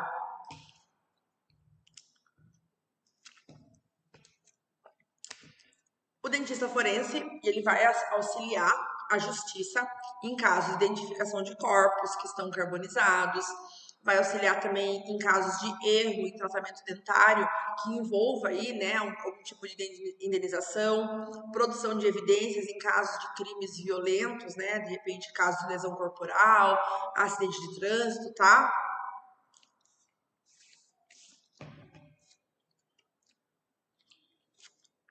Tudo através da odontologia forense, tá bom? Quais são os principais aspectos dessa área, gente? Identificação dental e confirmação da identificação, né, para algum desconhecido. Auxilia aí nos casos, né, de acidentes e desastres em massa para poder fazer identificação, casos de violência doméstica, abuso, negligência, tá? Faz análise da marca das mordidas, das impressões dos lábios, às vezes também fornece DNA, bom? O que acontece, gente? O dente, ele tem uma resistência bem alta, né, ao processo de putrefação. E isso facilita a extração do DNA, tá bom? Então, é uma fonte de DNA interessante, porque resiste ao longo dos anos. Saliva também, gente, a saliva se mantém estável aí mais ou menos de 48 a 60 horas após a salivação sobre um cadáver e se mantém estável por mais ou menos 72 horas numa vítima viva, tá? Então é muito útil em crimes que envolvam violência física, violência sexual, tá bom? Através da identificação de secreções. Na ocasião, a gente falou um pouquinho de botânica forense, né? Basicamente, botânica forense é o quê, gente? A gente vai estudar quem na botânica forense? As nossas queridas plantinhas, né? Então, a botânica forense tem ficado bem conhecida porque a análise das plantas ajuda a gente a determinar mais ou menos o intervalo pós-mortem, que a gente chama de IPM, que é o tempo decorrido desde a hora que a pessoa vê a óbito, tá? É uma matéria nova, né? Não é uma coisa muito antiga, a botânica forense, mas tem apresentado aí uma taxa de sucesso relativamente boa, tá? E aí, uma das principais plantas aí que são estudadas, né, são as briófitas, tá? A gente falou rapidamente sobre isso, só para vocês saberem. E aí, no caso das plantas, a gente estuda o quê? Folha, semente, estuda raiz, estuda pólen, estuda capim, tá bom? E aí, existem laboratórios especializados, né, em genética molecular, em toxicologia, em composição química, tudo para poder avaliar as plantas, tá? Então, a planta ajuda aí a trazer informações importantes para a gente, né? Seja do tempo decorrido desde a morte, seja se esse cadáver foi mexido, se esse cadáver tinha sido enterrado num lugar e agora está em outro, ou, né, através da análise dessas plantas, qual que é a região que esse cadáver estava, né? Tem coisas que só crescem em determinados locais, então é bem interessante. Aí a gente abordou entomologia forense, que é a análise dos insetos, né? Lembra que a gente falou? Vários insetos aí, para poder também ajuda muito na identificação desse intervalo pós-mortem, né? O tempo decorrido desde a morte.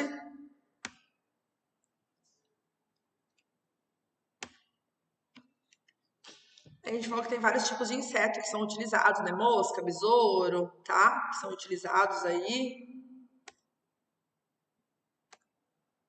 Olha que bonitinho.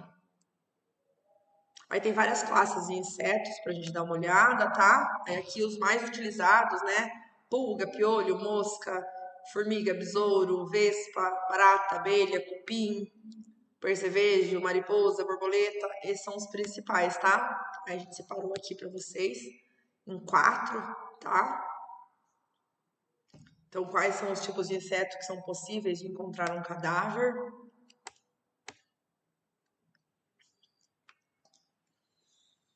E na sequência, a gente falou um pouquinho sobre toxicologia forense. Toxicologia forense é uma área super legal, né, gente? Porque a toxicologia está relacionada aí a casos de intoxicação, né? Está relacionado com casos de abuso de substâncias tóxicas, né? Então tem várias coisas aí na toxicologia forense. Então a toxicologia forense ela visa, né, esclarecer a causa da morte, né, em casos de intoxicação, né, em casos de abuso de remédios, tá bom? Estuda os venenos também, estuda os cáusticos, estuda a intoxicação alcoólica, tá?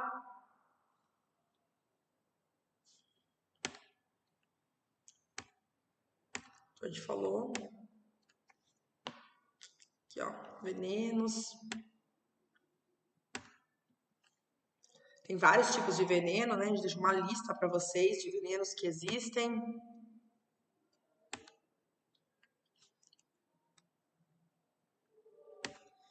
E aí a gente chegou na investigação por exames de DNA. Então aqui entra um pouquinho da genética, né?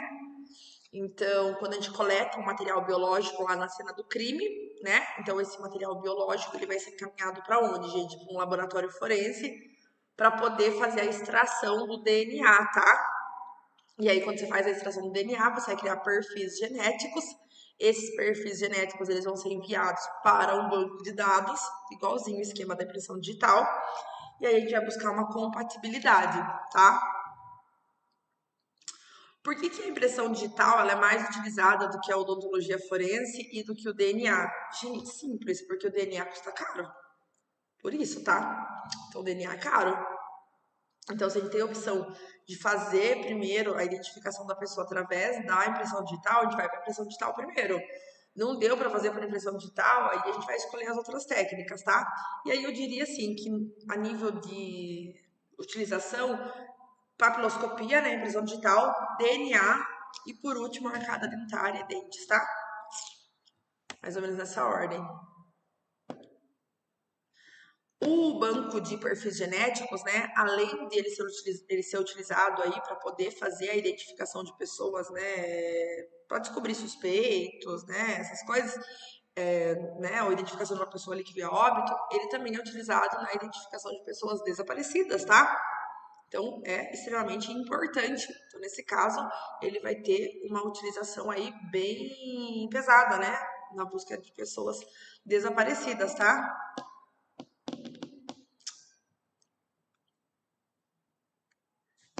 Aí nessa mesma aula a gente falou um pouquinho sobre criminologia, né? Vocês lembram? A gente falou sobre criminologia?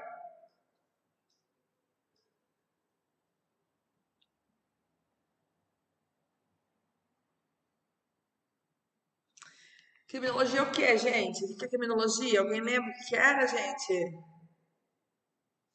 É uma das técnicas, né, de investigação que é utilizada na onde, né? Também na onde, né?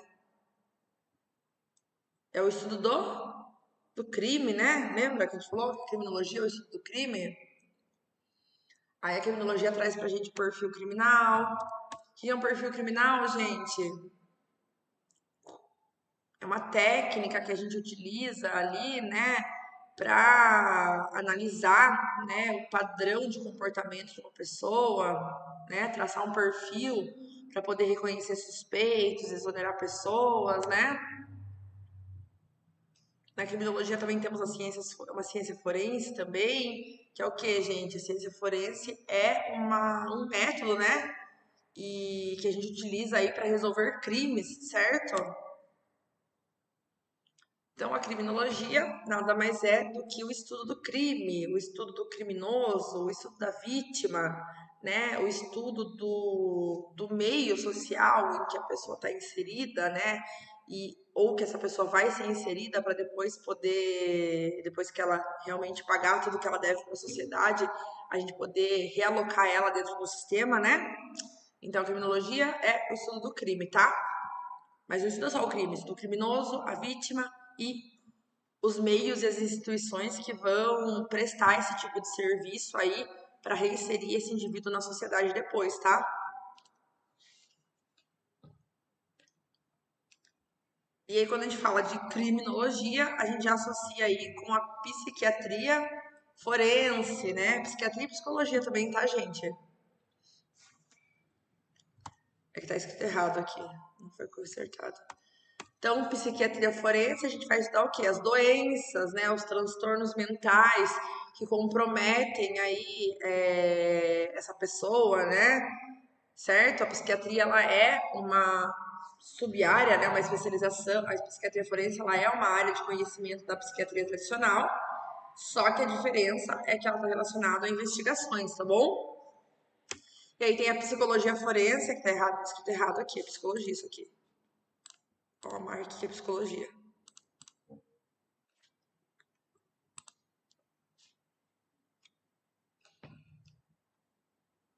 Ó, aqui é psicologia, tá?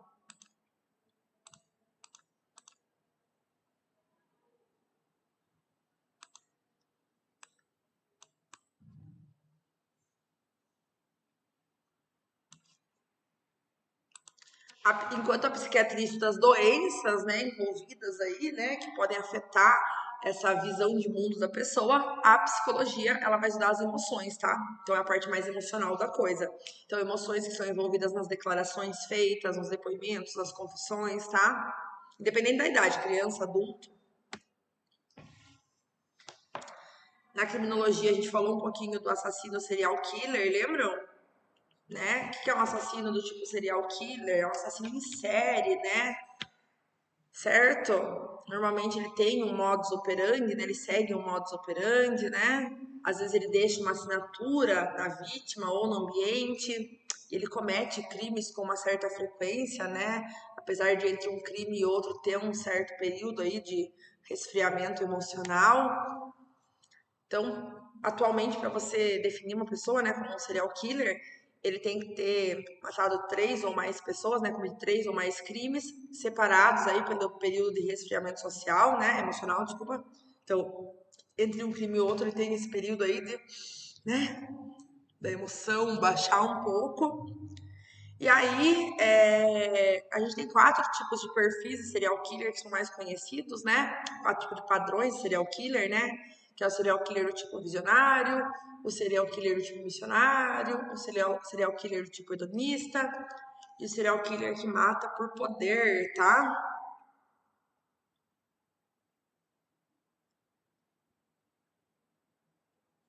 Certo?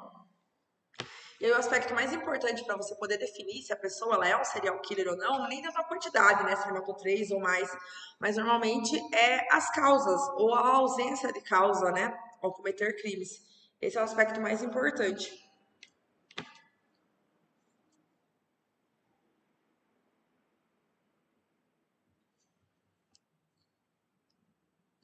Tá.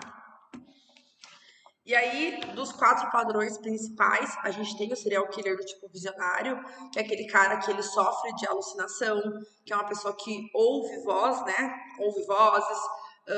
Normalmente justifica que essas vozes são vozes que ordenam mesmo para que essa pessoa faça algo muito ruim, tá?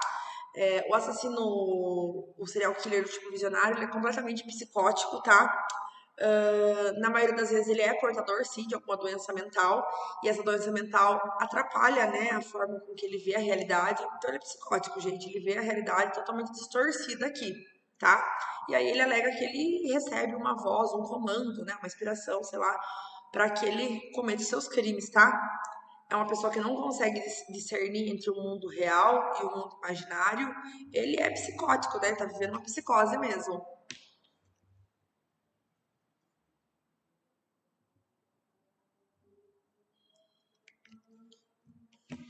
Já o assassino serial killer do tipo missionário, ele é um assassino do que ele acredita que ele tá cumprindo uma missão, tá? Normalmente ele enxerga que essa missão é maior do que ele mesmo, né? Algo muito grave, vamos dizer assim, que ele tem que resolver, né? Então ele usa essa missão como motivação para o crime que ele vai cometer, tá bom? Esse tipo de serial killer aqui, normalmente ele vai focar o ódio dele num determinado tipo de grupo. Então, sei lá, prostitutas, homossexuais, crianças, mulheres, tá?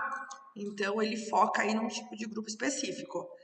Ele não é um assassino que ele fica ali tempo com a vítima, né? Ele quer matar de forma rápida, exterminando de uma vez só, tá bom? Aí a gente tem um assassino serial killer do tipo hedonista. Gente, o serial killer do tipo hedonista, ele busca o prazer. Ele busca o prazer de forma intensa e normalmente ele tortura as vítimas, tá? O que acontece? Depois que ele mata a primeira vez e passa pelo período de resfriamento emocional, essa sensação de prazer ela vai embora muito rápido e ele quer continuar sentindo esse prazer cada vez mais. E isso ele vai lá e mata de novo, mata de novo, mata de novo. Normalmente ele tortura a vítima, ele é bem meticuloso, faz um ritual, tá? E aí a gente falou do serial killer também do que busca o poder, né? Então, normalmente, esse tipo de serial killer aqui, ele sente um prazer real em matar a pessoa, né? E normalmente ele busca pessoas que são menores que eles, mais fracas, mais frágeis do que ele, né?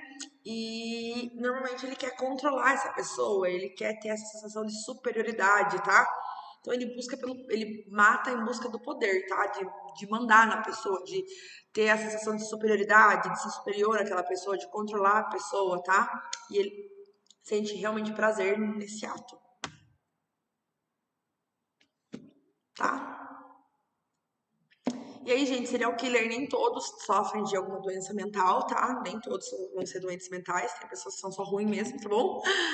Claro que a gente sabe, né, que existe um consenso, né, de que o assassino serial killer tem uma ligação íntima, né, com psicopatia, com psicose, que são desvios mentais, mas nem todos são doentes, tá? Então, o que é uma psicose, né? Gente, psicose é um transtorno mental que faz com que a pessoa perceba ou interprete as coisas de maneira diferente dos outros, né? A pessoa vê tudo de forma diferente, tá? Então tem uma alteração aí na percepção da realidade, tá bom? A pessoa como se fizesse um mundinho próprio na cabeça dela. Aí as formas mais conhecidas da psicose são a esquizofrenia e a paranoia, tá? E temos a psicopatia também, tá? Que também é um distúrbio psíquico, né? Que afeta a forma de interação social que a pessoa tem. Então, normalmente o psicopata aqui, gente, ele é o quê? Antissocial, né? Não sente remorso, tá? Que mais? É uma pessoa assim, essa pessoa aqui, o psicopata, ele vê a realidade de forma normal, ele não tem nenhum transtorno que afete a noção de realidade dele. Ele tem, só que ele tem um comportamento totalmente irregular, totalmente antissocial, não tem empatia, não sente pena, não sente remorso, tá? Certo? Então, é uma pessoa mais fria. E é por isso que a gente fala que aqui cai aquela definição de que todo serial killer é louco, né? Porque na verdade o psicopata ele vê a realidade normal, ele sabe o que é certo, ele sabe o que é errado. Ele só opta por fazer algo que não é certo, né? Por matar. Tá bom? Basicamente seria isso. E aí existe um estudo, né, que se chama a Tríade de McDonald, na verdade, que fala sobre alguns comportamentos específicos na infância que devem ser bem observados, porque tendo esses três comportamentos seria interessante ter uma intervenção aí, né, com um médico psiquiatra mesmo para analisar. Não que esses três comportamentos vai dizer que a pessoa vai ser um psicopata, mas se você analisar, né, durante a infância da criança, que ela faz xixi na cama, que ela é obcecada por incêndio, que ela é cruel com animais, isso são comportamentos que podem dizer pra gente que a gente vai ter um adulto aí com problemas aí de controle emocional, né? Com problemas aí relacionados à violência, tá? Então seria interessante fazer uma intervenção para visualizar o que poderia ser feito para não deixar chegar no extremo, tá? Basicamente seria isso. Então são comportamentos de alerta, digamos assim, tá bom? E aí, lógico, né? Serial killer a gente vai ter dois tipos, né? Ou ele vai ser organizado ou ele vai ser desorganizado, né, gente? O serial killer desorganizado é aquele que ele não planeja o que ele vai fazer, né? Ele é impulsivo, né? Ele vai matar, mas é impulsivo, acontece ali no momento, não planejou nada. Então, às vezes, ele pega algum objeto que tem ali mesmo e utiliza. Como ele é desorganizado, ele tende a deixar material para trás, deixar provas para trás. Então, é mais fácil de capturar esse tipo de serial killer. Porém, um serial killer de tipo organizado é uma pessoa que não vai matar por impulso, é uma pessoa que vai planejar o ato. Normalmente, essa pessoa não vai deixar material, né, vestígio para trás. Vai demorar muito mais para conseguir pegar essa pessoa. E também o serial killer organizado, quando você vai fazer o perfil dessa pessoa, normalmente é uma pessoa que está bem inserida na sociedade, que tem uma inteligência normal. Então, é uma pessoa assim que você não desconfia, tá? Uma pessoa tipo, ah, ok, padrão.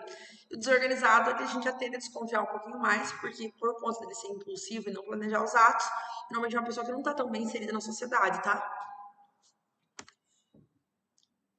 E o perfil criminal ajuda também, né? O perfil criminal é aquele documento que a gente vai utilizar, né, para poder elaborar o perfil da pessoa, né? Então, tipo, olha, provavelmente esse assassino é homem, na faixa etária entre tanto e tanto, que tem um emprego entre isso e isso, sabe? Montar o perfil da pessoa.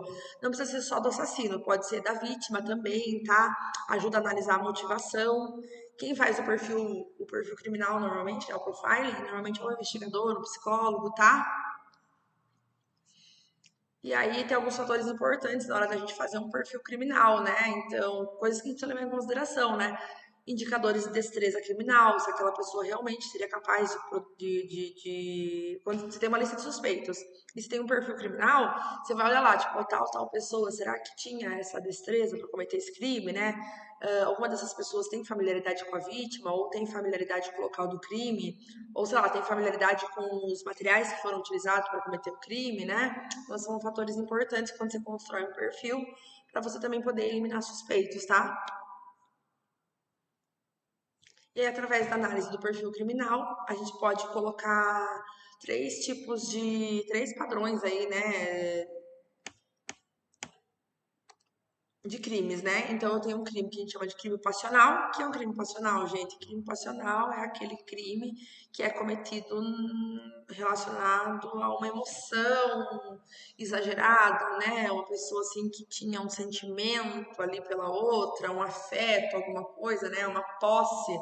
Não necessariamente a pessoa precisa ter um relacionamento com a outra, tá? Às vezes até amor platônico gera isso, tá? Mas é o crime que é causado por uma forte emoção, tá? O crime passional. E a gente tem crime por meio cruel também, né? Então, o que a gente falou, asfixia é um crime considerado cruel, tá? Certo? Sei lá, de repente você usou fogo, explosivo, se torturou, tá?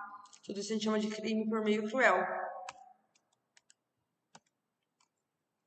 E aí tem os crimes aqui circunstanciais também, né? Crime circunstancial é que aconteceu ali, às vezes a pessoa nem planejou matar a outra, mas diante das circunstâncias aconteceu ali alguma coisa, tá? A gente chama de crime circunstancial. Certo? Isso aqui tá repetido, vamos passar.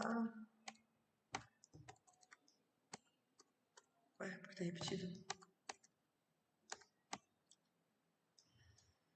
Muito bem. Então, ok. Aí aqui é só um resumo do que a gente já falou, depois vocês dão uma olhada. De criminologia a gente já falou. Psiquiatria forense também tem mais informações aqui, vocês vão olhando com calma o slide, tá?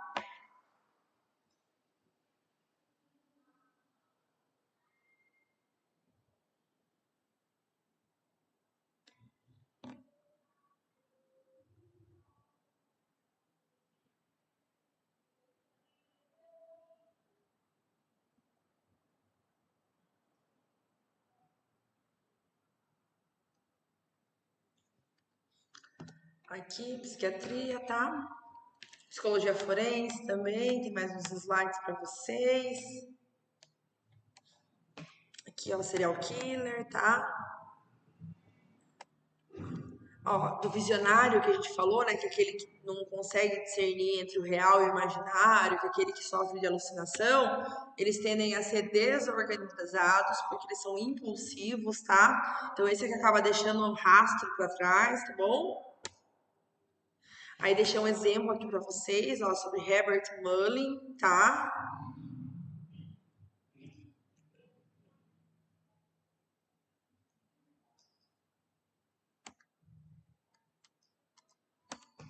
Aqui só vamos ler o exemplo só para vocês entenderem. Ó, a história de Herbert Mullin é o seguinte: ele foi um assassino em série, do tipo visionário. Ele assassinou 13 pessoas no início da década de 70. Gente, naquela época tava tendo uma guerra, tá? E tava tendo a guerra do Vietnã. E aí, na visão dele, na fonte da cabeça dele, ele acreditava que conforme os soldados americanos morriam lá no Vietnã, a morte desses soldados americanos estava de alguma forma impedindo que ocorresse um terremoto me enrosquei. Que ocorresse um terremoto catastrófico na Califórnia, tá? Então ele acreditava que conforme os soldados americanos morriam, isso impedia esse terremoto na Califórnia. Só que aconteceu, gente, conforme a guerra do Vietnã foi diminuindo, o número de soldados que morreu também foi diminuindo. E aí o Herbert Mullin, na cabeça dele, ele afirmou que uma voz suprema, falou que ele precisava criar um número de sacrifícios humanos para poder atrasar aquele terremoto que ia inundar a Califórnia, tá? E o que ele fez, gente? O que ele fez? Ele foi lá e cometeu 13 assassinatos, tá? Depois que ele foi capturado, ele confessou os crimes, afirmou também que o motivo pelo qual não tinha acontecido esse terremoto na Califórnia foi por conta da tarefa dele, né? Que ele matou essas 13 pessoas, né?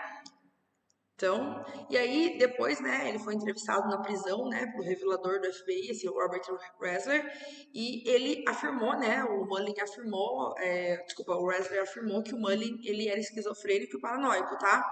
Lembra que a gente falou que uma das formas mais comuns, né, da psicose é o quê? Esquizofrenia e paranoia. Então ele tinha, tá bom? E que a doença mental dele também foi acelerada porque ele usava LSD na juventude, né? O LSD ele é alucinógeno, e isso fez com que acelerasse a doença dele, tá? Aí aqui também tem um exemplo de um assassino do tipo missionário, tá? Aquele que acredita que tá numa missão, lembra? O cara que tá numa missão, que normalmente vai matar um grupo específico de pessoas. Aí a gente tem a história do Muhammad aqui, tá? O Muhammad ele tinha 28 anos, ele foi preso em 2014 e ele confessou 3 assassinatos nessa cidade de Lahore, aqui no Paquistão. Ele matou 3 pessoas em Lahore. E ele falou que ele queria enviar uma mensagem sobre os perigos da homossexualidade. Então ele matou 3 homossexuais, tá? Que mais? Informação importante é que o Muhammad, acreditem ou não, antes de matar essas pessoas, ele fez sexo com elas, tá? Mas ele queria, né? Ele queria mandar uma mensagem sobre os perigos da homossexualidade, tá bom, gente? Aí outro exemplo que a gente tem aqui de um assassino serial killer do tipo hedonista é o Jeffrey Dahmer. A gente viu na Netflix o caso dele já, né? Então, o Dahmer, o que ele fazia, gente? Ele dava álcool para as vítimas, né? Ele frequentava locais onde os clientes, né, eram homossexuais. Ele conhecia a vítima, ele bebia com a vítima. Aí ele convidava a vítima para ir para sua casa, né? Certo? E aí lá na casa, o Dahmer fazia o quê? Drogava as vítimas e aí ele começava os abusos sexuais, torturas, experiências bizarras, né? Às vezes ele desmembrava as vítimas, se alimentava da carne delas, né? Praticava necrofilia também, né? Com as vítimas. Uma entrevista para televisão, o Dahmer ele afirmou que ele só queria ter uma pessoa sob seu total controle, né? Só isso que ele queria, tá? E ele era um assassino serial killer tipo hedonista.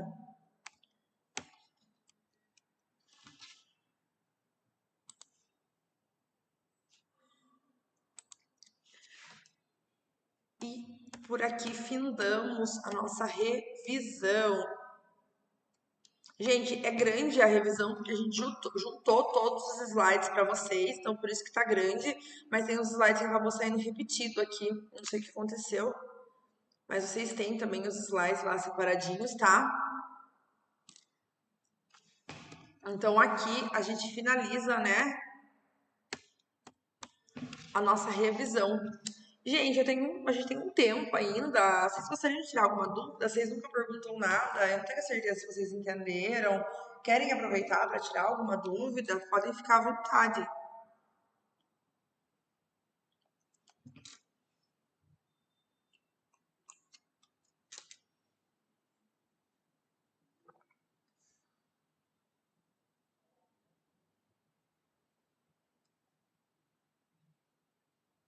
Então tem bastante assunto para vocês verem, né? Tem bastante coisa para vocês tomarem notas. Então lembra lá de tudo que a gente falou desde o começo, tá?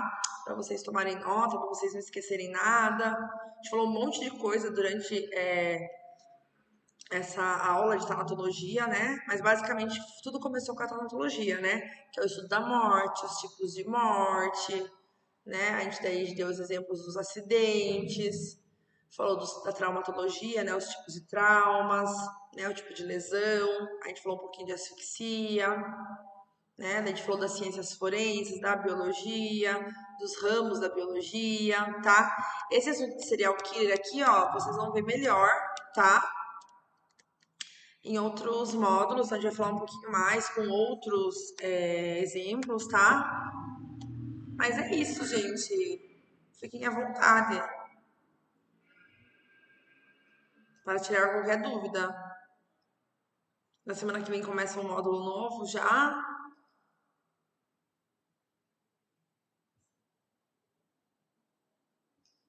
Deixa eu ver vocês aqui no YouTube.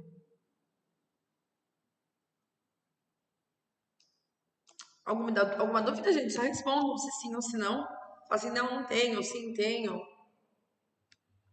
Pra gente poder se comunicar, porque fica difícil a comunicação assim.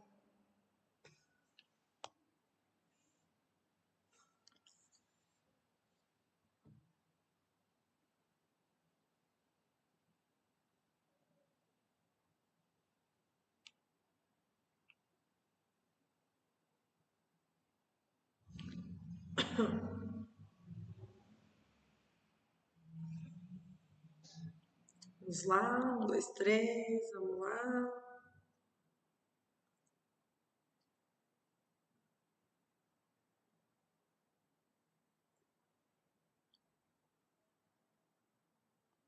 Tranquilo? Tudo tranquilo? Nenhuma dúvida? Vocês vão estudar depois, gente? Gente, é isso. Terminamos esse módulo. Finalizamos por hoje, então. A aula com vocês rende bastante. Mas se vocês tiverem dúvida, não deixem de trazer, tá? Não tem problema, a gente vai respondendo. E é isso, gente. Vamos finalizando por aqui, então. Um beijo, boa noite. Uma ótima semana para todo mundo. A gente se vê semana que vem. Combinado? Tchau!